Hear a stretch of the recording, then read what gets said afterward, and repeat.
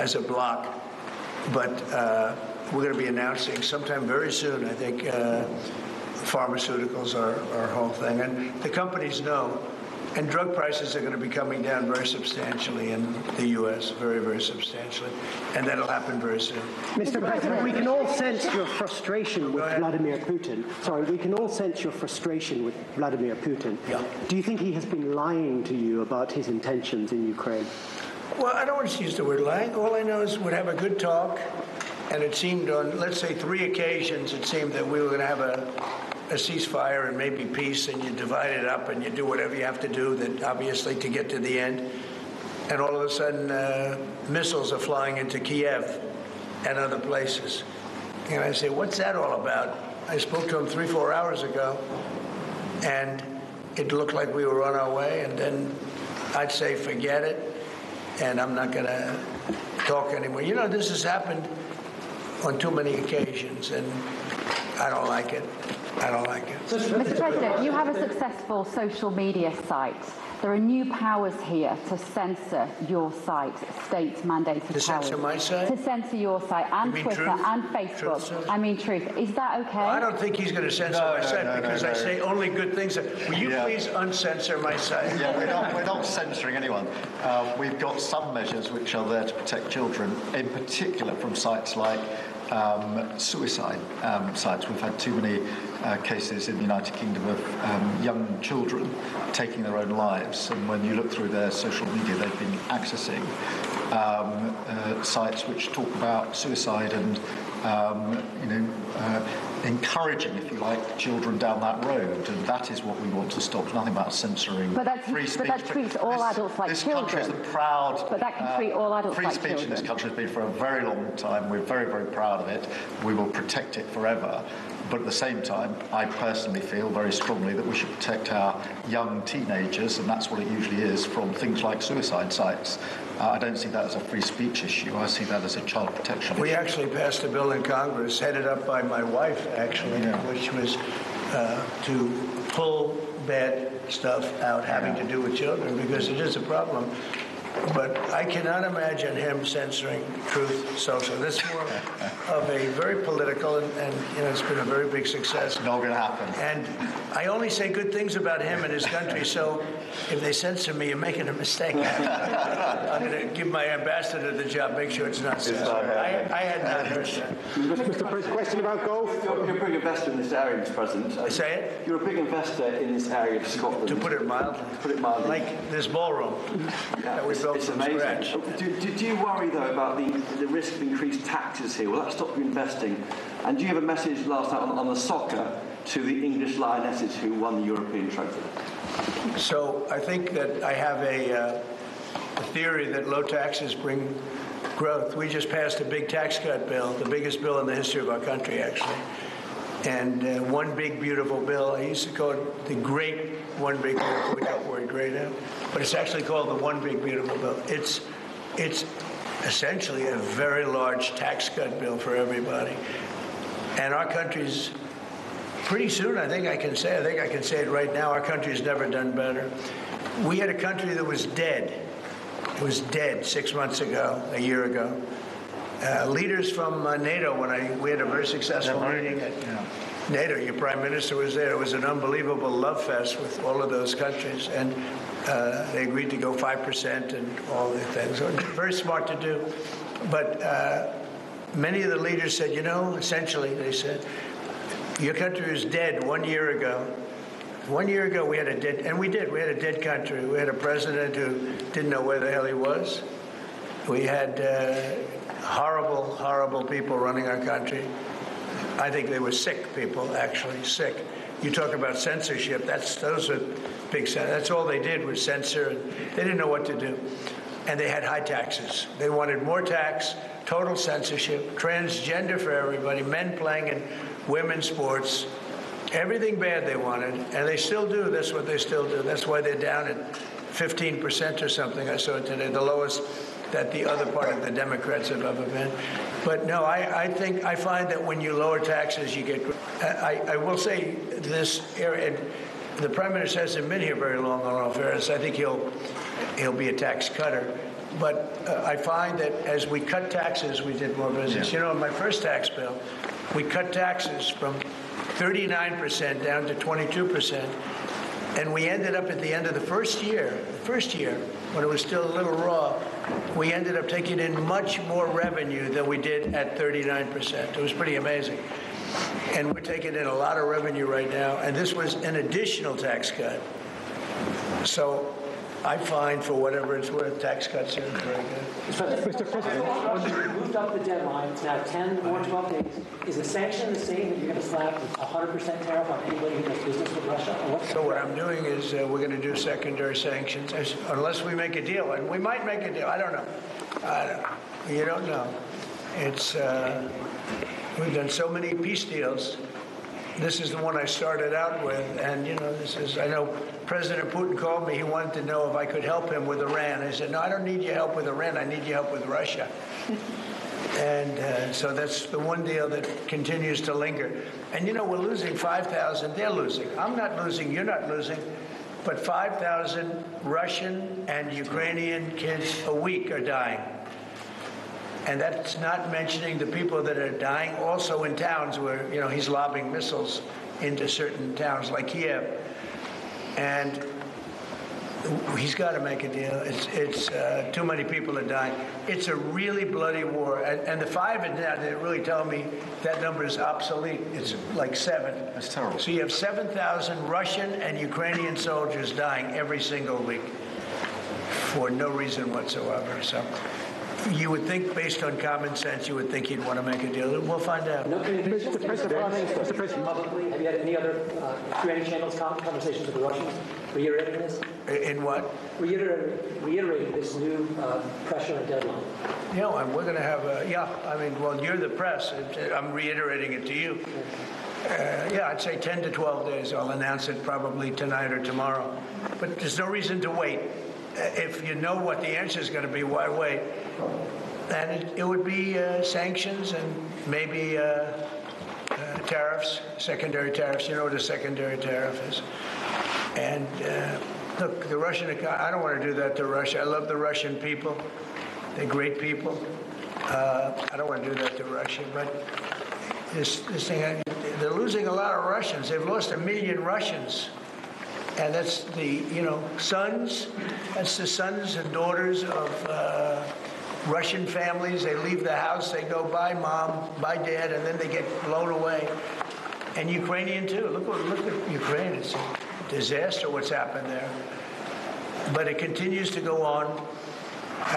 As you know, we made a deal where the European Union is essentially involved, but it's NATO, and we're supplying weapons to NATO. NATO's now paying because the United States, because of Biden's in for $350 billion, the European nations are in for about $100 billion. It should be the opposite way, by the way, because we have a big ocean in between. It should be the opposite way. But I think that eventually something's going to happen. It should happen fast. So many people are dying. When I settled out with Congo and Rwanda, they lost almost 8 million people. And it just made so much sense. And if I didn't get involved, they wouldn't have done it. They weren't even thinking about settling it. It was just going on forever. And nobody could go into those territories because they'd get killed. They'd get killed. And now they have I hear it's a whole different ballgame. We settled it. This is one that should be settled. Russia, Ukraine. This is one that really should be settled. Mr. President, Scotland's First Minister has today set out his plans for a second referendum on Scottish independence. Can I get your reaction to that as someone with deep ties to Scotland? And, sorry, Mr. Prime Minister, can I also get your thoughts on that? If the SNP do win a majority at next year's election, then they have the right to hold a referendum, do they not? Well, I don't want to get involved in your politics. We got enough politics of our own. I will say that I predicted what was going to happen the last time. You remember? I was opening the first course over at Aberdeen, and I was over here, and at the same time, and they asked me that question. I made a prediction. It was the day before the vote, and I made it correct. I like to be correct, but I made a correct prediction. I don't know. I do say that when they made that deal, somebody said that it was, and I remember this very distinctly. I said, could they do this all the time? There was a little bit of a restriction, like 50 or 75 years before you could take another vote. Because, you know, a country can't go through that too much. I don't know the First Minister, but I've heard great things about him. I've spoken to him. I hear very good things about him, and I'm meeting him today. So maybe I'll have a better opinion then. And let me answer that straightforwardly, because I believe in a stronger Scotland, in a better United Kingdom. And I think that at a time like this, when it's quite clear that there's uncertainty and volatility around the world, the strength of the United Kingdom together is very important for all four nations, very important for Scotland. And that should be our priority, that should be our focus, not on the politics, which feels like the politics of yesteryear now, at a time like this. And I think that the First Minister should probably focus more on his delivery in Scotland than on his constitutional issues, and we might have a better health service in Scotland. But at a time like this, I think the United Kingdom is always stronger as four nations. I think that's better for all four nations. I think that's how Scotland is stronger. Look at the deal that we've been able to do with the United States, a really important deal that we made just months ago. That is what the United Kingdom can do when we act as a powerful set of four nations together, and there are very many other examples. Mr. President, you toured the Federal Reserve last week, and they are set to meet this week. Do you think your visit has inspired a potential rate cut, or how do you see things shaping out this week? Well, it's interesting. I did tour it. I toured the building. Yes. And if you looked at this building, if you came here like 14, 15 years ago, we've had it a long time. It's been an honor to have Turnberry. But I was on much more opulent walls, ceilings, floors. We had to do this. And we did a very great job. I mean, you see how beautiful it is inside. Everything was saved. Everything was preserved. We had ceilings that were in bad shape. They were falling down. You know, it's very old. Wasn't properly maintained. Now it's brand new and beautiful. And we saved everything. If you really think here, you took a look and you were sort of commenting the coloring. Now, this is a brand new building. But if you look outside, it's equally opulent and beautiful. And we didn't do that by spending, hundreds of millions of dollars in surrounding a railing underneath the area that you're painting. I mean, I've never seen that. Brand new, beautiful plywood, very expensive, wrapped around a figurine or a railing to preserve it. But you don't have to do that. You can just wrap a cloth, they call it a blanket, and you don't even have to do that if you're careful when you're doing the ceiling. But I don't know what they did. They'd take down a ceiling and put up a new ceiling, and the new ceiling had no opulence to it, or they'd fix the ceiling. But I would say that all I need is a good plaster and a can of paint. And they spent $3.9 billion, and I spent a lot of money too, but it's I'd say 3.8 billion less, meaning I spent probably $100 million making this place incredible. And you were saying a lot of that was local trades. I used local trades. We were looking at the windows, I think, in the next room. I had local trades do a lot of this. We have the most opulent windows next door, and I had a choice. Do I take them out? And, they've suffered through 125 years of storms. You have very big storms in this area. When you have a storm, you have a storm. And they made it, barely, but they were in bad shape. So I had some local people come up, and we looked at them. You have some great craftsmen here, I think is what you're getting at. And they said, sir, honestly, they've had it. We can copy it and do it much better. And they did. If you take a look at the windows in the various dining rooms, they're magnificent. And they're new, and they're much better looking than what was there. Same exact look, other than a much higher quality. But do you foresee a rate cut? And they're local people. I use a lot of your local people. You have really great local tradesmen here, yes. But do you foresee a rate cut this week? Do you expect the Fed... A rate cut? Yeah, do you expect meaning a tax cut? No. Do you expect the Fed to cut rates this week? I think he has to. You had 11 cuts, you know. In Europe, they had 11 cuts. In other places, they had 10 or 11 cuts. And we had none, but I'm not going to say anything bad. You know, we're doing so well, even without the rate cut. With the rate cut, it would be better. It affects our housing a little bit. Look, we should be 3 points lower. Each point is $360 billion. Can you imagine that? That's big numbers. Each point, 1 point of cut, is the equivalent of $360 billion in savings. That's big stuff, you know. Those are big numbers in the U.S. Everything's big. He should cut. A smart person would cut. You know, he leaves very soon, so it's like one of those things. But I'll miss him greatly. Who will you appoint? On Turnberry, if I may, have you or will you enlist the Prime Minister in your effort to bring the Open back to Turnberry? And Prime Minister, you described this beautiful course. Do you agree with the President that it's time to bring the Open back to Turnberry? Well, as you know, that's not a matter directly for me. That's for the sporting authorities. But look, I mean, it is the first time I've been here. It's absolutely magnificent, both inside and out, and looking at the courses itself and the building. It's incredible. But the decision on the Open is not a decision. अमरीकी सदर Trump और साथ साथ UK के prime minister इस वक्त media से गुफ्तगू कर रहे हैं। उन्होंने कहा कि ईरान को शिकस्त हुई, लेकिन अब भी बुरे इशारे दे रहा है। हमने भारत और पाकिस्तान के दरमियान जंग रुकवाई। खबरों के सिलसिले को आगे बढ़ाएंगे और वे आपको बताएं कि भारत ने ऑपरेशन सिंदूर की नाकामी पर पर्दा डालने के लिए नया मज़मूम फौजी मंसूबा शुरू कर दिया है। ऑपरेशन महादेव के नाम पर गैर कानूनी जबरन हिरासत में रखे गए मासूम पाकिस्तानी को फेक इनकाउंटर्स में इस्तेमाल करने का मंसूबा बेनकाब हो गया है। DG ISPR पहले ही भारत की मुख्तलिफ जेलों में कैद पाकिस्तानियों की तफसीलात बता चुके हैं, जिन्हें भारतीय फौज की जानिब से फेक इनकाउंटर्स में शहीद किए जाने का खदशा है।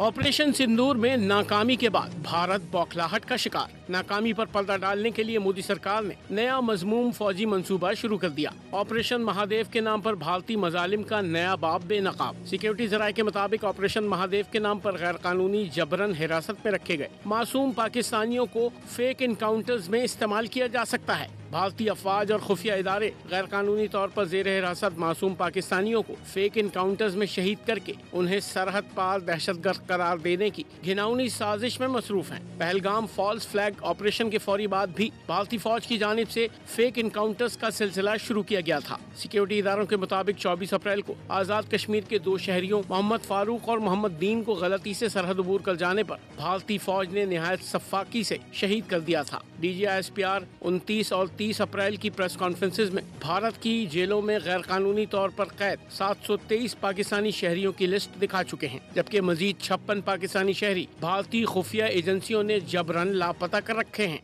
We have the reports, we have the information that hundreds of Pakistanis being held by the Indians in different jails and locations are used and fake encounters projected as terrorists and infiltrators.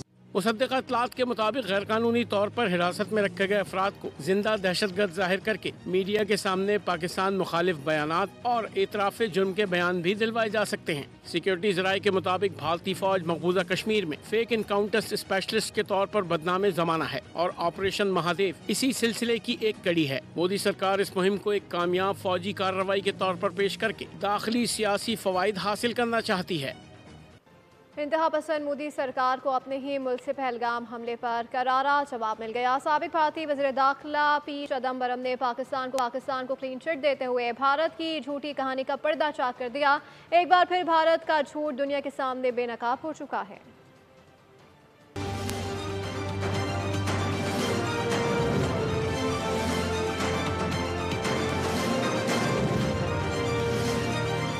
They are unwilling to disclose what the NIA has done.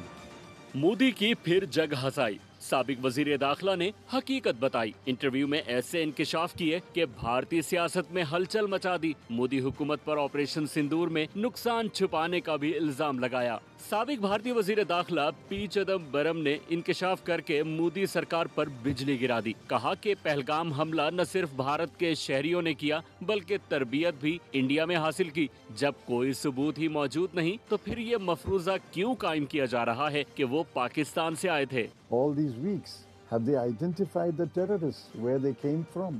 When? Have you taken any follow-up steps to prevent another Pahalgam? उन्होंने मजीद कहा कि भारत ने 6 और 7 मई की रात पाकिस्तान पर हमला किया। पाकिस्तान एयरफोर्स ने जवाबी कार्रवाई करते हुए भारत के राफेल तैयारों समेत 6 तैयारे मार गिराए। पाकिस्तान ने 10 मई हुए भारत के कई शहरों पर एयरबेसेस, फौजी तंसीबात और असला डिपों को निशाना बनाया, जिसके बाद मोदी सरकार ने अमेरिका से राब्ता करके जंग बंदी की दरखास्त की।